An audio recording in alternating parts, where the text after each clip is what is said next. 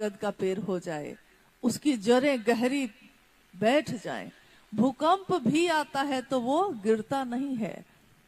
वही रिश्ता साहब ने कहा महादेव से भी बनाना, और महादेव से बनाया है तो क्या साहब से नहीं बना?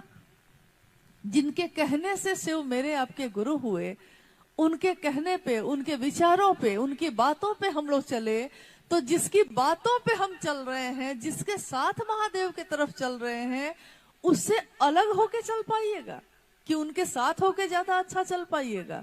साथ होके ही ना चल पाइएगा। रास्ता भटक भी तो सकते हैं, क्योंकि मंजिल बताई उन्होंने। शिव तुम्हारे मेरे अपने गुरु हो सकते हैं, ये बताया उन्होंने। 3 सूत्रों का निरूपण किया उन्होंने। और आज अगर हम या आप या कोई भी ये कहता है कि हम तुमको वहां पहुंचा सकते हैं, तो अगर मैं भी ये कहती हूं तो ये झूठ है। आप भी किसी से कहते हैं तो ये झूठ है। और कोई आकर हमारे बीच भी ये बात कहता है तो वो झूठ ही होगा। साहब ने साफ साफ कहा कि मुझ पे भी विश्वास ना हो तो कोई बात नहीं, मेरी बात पे भरोसा करना। महादेव पे भी विश्वास ना हो तो कोई बात नहीं, लेकिन महादेव गुरु हैं, इस बात का विश्वास करना। क्लास में खड़े रहना, क्लास में अगर खड़े रह गए तो मास्टर पढ़ा लेगा, लेकिन कक्षा में रहिएगा तब ना, परिधि में रहिएगा तब ना, उस घेरे में हम रहेंगे तभी ना। तो जिस तरह शिव से शिष्य बन के मिलना आसान है, धरती पे कभी कभी लोग कहते, जब साहब के पास आते थे मिलने, तो लोग कहते कि साहब जब भी हम लोग मिलना चाहें आपसे, लोगों ने कहा कि उनसे मिलना बहुत कठिन है। तो साहब ने कहा यार तुम कभी आए ही नहीं, वो महादेव भी तुमको मित्र समझता है, लेकिन तुम समझते हो कि वो भगवान है, हमसे मिलेंगे कैसे? जाओगे तब ना मिलेंगे। गए ही नहीं, मिले ही नहीं, देखा ही नहीं, खोजा ही नहीं, चाहा ही नहीं, और कहते हो कि हमसे मिले नहीं। तो महादेव भी तुमको मित्र ही समझता है। मैं शिव का शिष्य हूं, मैं भी मित्र ही समझता हूं। मेरा गुरु भाई है, मेरी गुरु बहन है, यही समझता हूं। आए ही नहीं कभी मिलने, बिना आए ही समझ लिया कि मिलना बड़ा मुश्किल है। जाकर न देखते तब पता चलता। जैसे यहाँ बैठे बैठे बगल में कहीं कोई बाजार लगा है, खूब शोरगुल की आवाज आ रही है, हल्ले की आवाज है, यहाँ बैठा हुआ कोई आदमी आपको कहता है जानते हैं वहां पे मार हो रहा है, लोग एक दूसरे से मारपीट कर रहे हैं। यहाँ से आपने भी सुना है तो आपको भी हल्ला ही सुनाई दिया, शोर ही सुनाई दिया, तो आपने कहा कि आदमी ठीक ही कह रहा है। तब तक किसी ने कहा कि थोड़ा नजदीक जाकर देखो ना कि सचमुच में क्या हो रहा है। तो नजदीक गए आप। जब आप नजदीक पहुंचे तो आपने देखा कि अरे ये हल्ला तो था, लेकिन यहाँ तो सब अपने अपने काम में व्यस्त हैं। यानी कोई अपना टमाटर लेकर बैठा है, उसको बेच रहा है, कोई कह रहा है कि आलू कितने रुपए है, कोई कह रहा है कि हरी सब्जी कैसे दीजिएगा। यानी सब अपना अपना काम कर रहे हैं, लेकिन सामूहिक काम कर रहे हैं। यानी बहुत लोगों की भीड़ है वहां, तो सब बोल रहे हैं, सब सुन रहे हैं। सबके बोलने और सुनने से कुछ ना कुछ तो हलचल होगी, कुछ ना कुछ तो आवाज आएगी। लेकिन यहाँ बैठे बैठे आपने सोच लिया कि अमुक जगह पे ऐसा हो रहा होगा, क्योंकि किसी ने आपसे कहा। सबसे बड़ी बात यह है कि जब साहब श्री ने जो कहा, हम उसको भूलकर और कोई कुछ भी कह रहा है हम उसको सुन रहे हैं। जिनकी बात इतनी सुंदर है और जिनकी बात पे चलने से हमारा आपका इतना शुभ होता है, उनकी बात छोड़कर हम कहाँ गुम हैं। जैसे किसी ने कहा है, बड़ा सुंदर कहा है कि कहाँ जा रहे हो और किधर देख रहे हो। पैर आपके कब्र की तरफ जा रहे हैं और आप जगत की तरफ देख रहे हैं। किसी ने बड़ा खूब कहा है कि कदम सुए मरकत और नजर जो है वो धरती पे है। यानी चल रहे हैं महादेव के तरफ, तो महादेव को देखेंगे ना। मंजिल हमारी कौन है? यहाँ सामने इस बैनर पे लिखा है, मार्ग शिव शिष्यता का है और मंजिल भगवान शिव स्वयं। नीचे नाम लिखा है साहब श्री हरिंदानंद जी। पता नहीं आपने सुना है कि नहीं या जाना है कि नहीं, ये नाम जो लिखा है साहब श्री हरिंदानंद जी, ये प्रारंभिक समय में जब साहब ने शिव की बात शुरू की थी तब उन्होंने अपना नाम भी नहीं लिखवाया था। जानते हैं क्यों नहीं लिखवाया था? क्योंकि उन्होंने साफ कहा कि मेरी मनसा एक ही है कि लोग शिव से जुड़े। मैं अपना नाम भी क्यों दूं?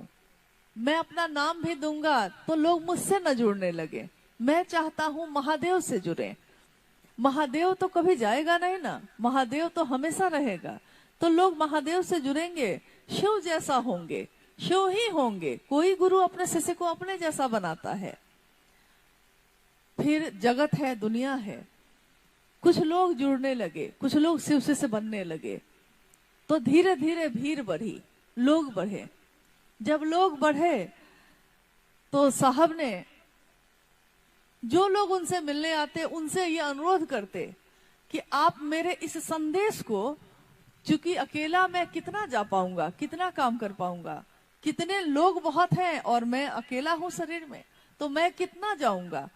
तो उन्होंने कहा कि आप भी जाकर अपने अपने गांव, अपने शहर में मेरे इस संदेश को लोगों तक पहुंचाइएगा।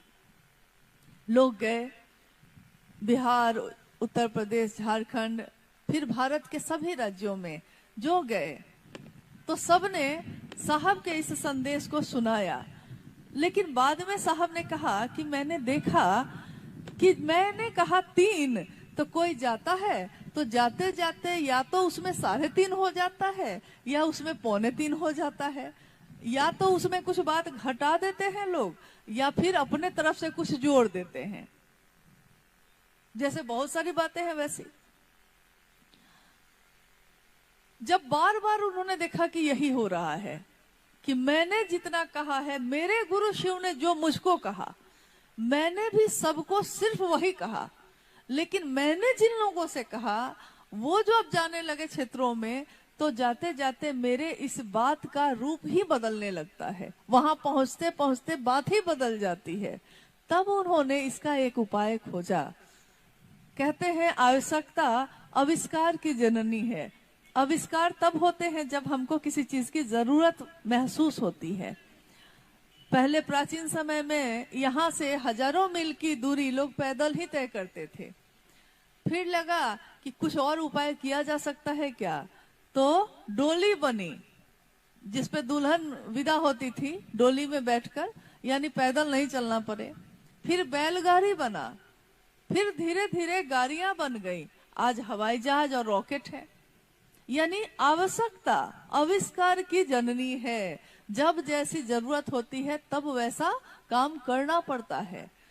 साहब ने कहा कि मैंने शिव को भी विवस्था में ही गुरु बनाया था, और गुरु बनाकर जब लोगों के बीच कहना शुरू किया तो एक दिन मुझको विवस्था में ही अपना नाम भी उस पर लिखना पड़ा, क्योंकि अगर मैं नहीं लिखता तो लोग अपना अपना नाम लिखना शुरू कर चुके थे।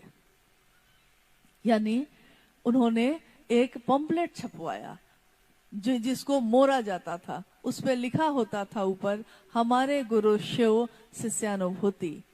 और एक पतले से कागज में, क्योंकि पैसे बहुत कम थे, उतना था नहीं, थे तो डिप्टी कलेक्टर, लेकिन आपने उनके जीवन को जो सुना होगा तो जाना होगा कि 15 और 20 तारीख होते होते माँ नीलम आनंद, खुद राज परिवार की बेटी, कोई वैभव की कमी नहीं, लेकिन एक ईमानदार अफसर के साथ उनका जीवन बीत रहा था और वो भी शिव के शिष्य हो गए, तो और ईमानदारी और बढ़ ही गई, जो थी और गहरी हो गई।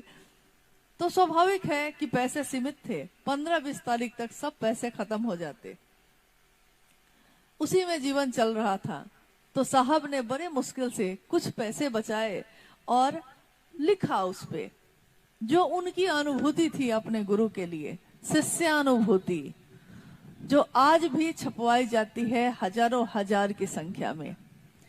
और उस पे उन्होंने अपना नाम लिखा हरिंद्रानंद, प्रस्तुति दीदी नीलम आनंद। किसके द्वारा ये प्रस्तुत किया जा रहा है? तो दीदी नीलम आनंद के द्वारा किया जा रहा है। फिर उन्होंने उन लोगों का सहारा लिया जो जा रहे थे, उनकी बात को लेकर और इस कागज को दिलवाया कि आप जो जाते हैं दूसरों के पास, तो जो मैंने छपवाया है वही बताइएगा दूसरों को, फिर इसके अलावा कुछ और मत बताइएगा। तो धीरे धीरे लोगों में जागरूकता बढ़ी। लोगों ने स्वयं पढ़ा कि ये साहब हरिंद्रानंद जी जो हैं वो क्या कहते हैं। तो उस समय साहब ने लिखवाया एक जो स्लोगन था, एक वाक्य था, जो पहले के गुरु भाई गुरु बहन होंगे तो उन्होंने पढ़ा होगा। शुरुआती दिनों में साहब ने लिखवाया, शिव आज भी गुरु हैं, मैंने परीक्षा की है, आपकी परीक्षा प्रार्थनीय है। उन्होंने ये नहीं कहा कि शिव गुरु हैं, आप भी शिव को अपना गुरु बनाइए। उन्होंने ये लिखा उसमें कि मैंने परीक्षा की है कि शिव आज भी गुरु हैं, आपकी परीक्षा भी प्रार्थनीय है। यानी आप मेरे बोलने से सिर्फ मत मान लीजिए, आप अपने मन को खोजी बनाइए, खोजिए सचमुच में है भी कि नहीं है। जैसे मैंने खोजा था, जैसे मैंने जाना था, आप भी परीक्षा करना चाहते हैं तो कर सकते हैं तीनों सूत्रों का सहारा लेकर। तीन सूत्र करिए, इसके लिए कहीं जाने की जरूरत है नहीं। आप जहां जैसे हैं वैसे ही करिए और देखिए कि शिव सचमुच में गुरु हैं कि नहीं। अगर शिव गुरु हैं तो आपके जीवन में अनुभूति होगी, आपके जीवन में परिणाम आएंगे और परिणाम आए, ऐसे ऐसे परिणाम आए जो आज भी गुरु भाई गुरु बहन जब बताते हैं तो हम लोग विश्वास नहीं कर पाते। हमको लगता है अविश्वसनीय है, ये सचमुच ऐसा हुआ होगा क्या? साहब के पूजा घर में सचमुच में बेलपत्र की बारिश हुई? क्या साहब के उस पूजा घर में चावल पे संदेश आए? कितने लोगों के मन में ये भी संशय पैदा होता है। लेकिन साहब ने जब लिखा अपनी पुस्तक को, उसमें उन्होंने लिखा कि मेरे जीवन में घटी घटनाएं आपको अविश्वसनीय प्रतीत होंगी, लेकिन ये सचमुच में घटित हुई हैं, क्योंकि घटा मेरे साथ है तो मैं जानता हूं ना कि हुआ है कि नहीं हुआ है।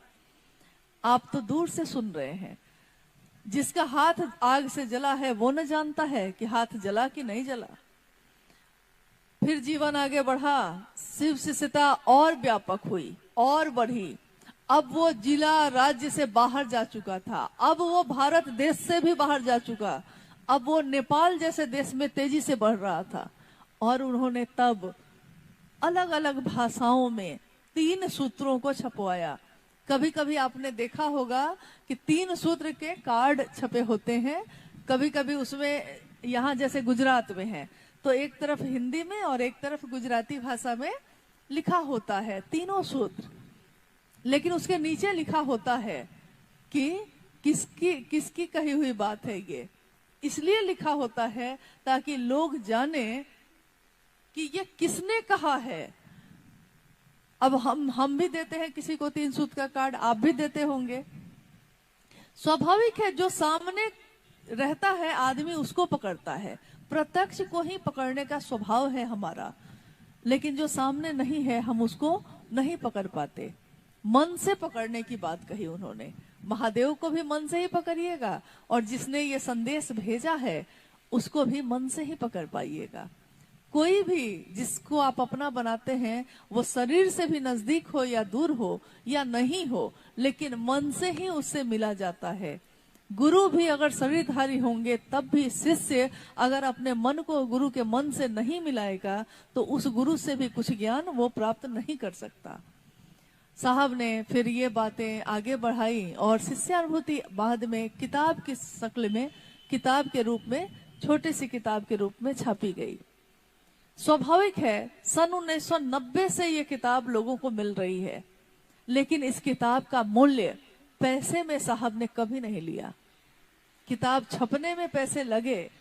साहब ने कहा कि लोग समझते हैं कि मैं मूर्ख हूं क्या मुझको किताब लिखने नहीं आती।